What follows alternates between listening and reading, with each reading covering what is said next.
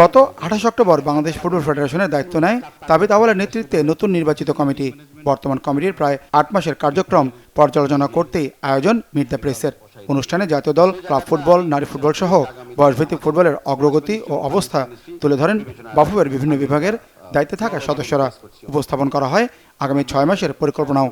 আগামীতে এ ধরনের প্রোগ্রাম আমরা সরকারের প্রতি ফুটবলে বাজেট বাড়ানোর দাবি জানান বাফুফের সভাপতি। পুরনো কাঠামো সংস্কারের পরিবর্তে নতুন স্থাপনা তৈরিতে অর্থ ব্যয়ের প্রয়োজনীয়তা তুলে ধরেন তাবিথ আউয়াল।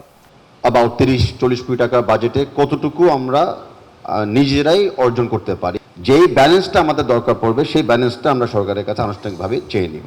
আমাদেরকে যেন 6টা স্টেডিয়াম আরেকটু উন্নতমান ডেভেলপ করে দেওয়া হয়। সময় এসেছে যে কাঠামোগুলোকে দরকার হলে ভেঙে নতুন করে আবার তৈরি করার জন্য, সেটার জন্য এনাফ বাজেট রাখা হয় যেন আমরা কাজটাকে এই বছরে শুরু করতে পারি।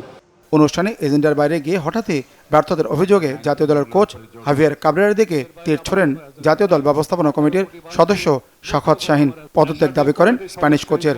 আমি কাবরেরাকে কোচ থেকে সরানো হলো আমার এজেন্ডা, এর বাইরে আমার কোনো এজেন্ডা নাই। 18 কোটি মানুষকে মুক্ত করা আমার এজেন্ডা। কাবরেরাকে 3.5 বছর এই ন্যাশনাল টিমের কোচ হিসাবে রাখছে, বাট তার থেকে কোনো আউটপুট নাই। তাহলে আমি যদি আউটপুট না পাই তাহলে কেন আমি তাকে এত টাকা স্যালারি দিয়ে তাকে কেন রাখবো? আমাদের দুর্বলতাটা কোথায় সেটা সে বুঝতে পেরেছে এবং মনে করেছে তাকে কোনো বিদায় করা হবে না, যা ইচ্ছে তাই করবে, রেজাল্ট আসুক আর না আসুক তার মতো সে চলবে। তার প্রবলেম আমি ফাইন্ড আউট করছি, যেটা আমার কাছে ভালো মনে হচ্ছে না, যার কারণে আমি তার পদত্যাগ চাচ্ছি। শুধু কাবরেরা, ফুল স্টাফ যারা এটার সাথে জড়িত, এবার সহকারী কোচ বলেন, আপনার গোলকিপার কোচ বলেন, কারো যোগ্যতা এখানে নাই এই ম্যাচের রেজাল্ট আনা। সো সবার পদত্যাগ চাচ্ছি আমি। কোচের একক দায়িত্ব কমানো এবং প্রয়োজনে দেশীয় কোচদের সুযোগ দেওয়ার পরামর্শ দেন শাহীন। যে আমাদের ন্যাশনাল টিম টোটালি একজন কোচের উপর ছেড়ে দেওয়া উচিত না। সেখানে আপনি 30 সদস্যের একটা কমিটি করেন, প্লেয়ার সিলেকশন কমিটি। যার যোগ্যতা আছে তাকে এখানে নিয়ে আসতে হবে। আমার বিদেশি কোচ যদি আসে নো প্রবলেম, আমার দেশি কোচের যদি যোগ্যতা থাকে তাদেরকে আমি সিলেক্ট করতে পারি, তাদেরকে একটা সুযোগ দিতে পারি। আমার দরকার রেজাল্ট। জাতীয় দলের কোচ হাভিয়ার কাবরেরার পারফরমেন্স বিচার করে তার বিষয়ে জাতীয় দল ব্যবস্থাপনা কমিটিতে সিদ্ধান্ত নেওয়া হবে, জানান বাফুফের সভাপতি। আমাদের ন্যাশনাল টিমস কমিটি নিজেদের ডাটা অ্যানালাইজ করে অন্যদের কিছু ওপিনিয়ন নিয়ে আমরা কোচিং টিমের সাথেও বসবো, ম্যানেজমেন্ট টিমের সাথেও বসবো, ইন্টারনালেও আমরা বসবো। সেই প্রক্রিয়া চলমান আছে।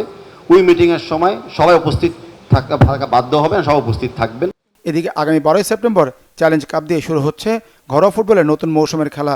আগামী জানুয়ারিতে হবে সুপার কাপ। আমাদের উইন্ডো স্টার্ট অলরেডি হয়েছে। 1 জুন চ্যালেঞ্জ কাপ দিয়ে শুরু করব, মোহামেডান ভার্সেস বসুন্ধরা।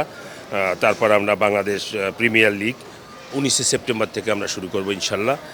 তারপর ফেডারেশন কাপ 23 সেপ্টেম্বর থেকে শুরু করব।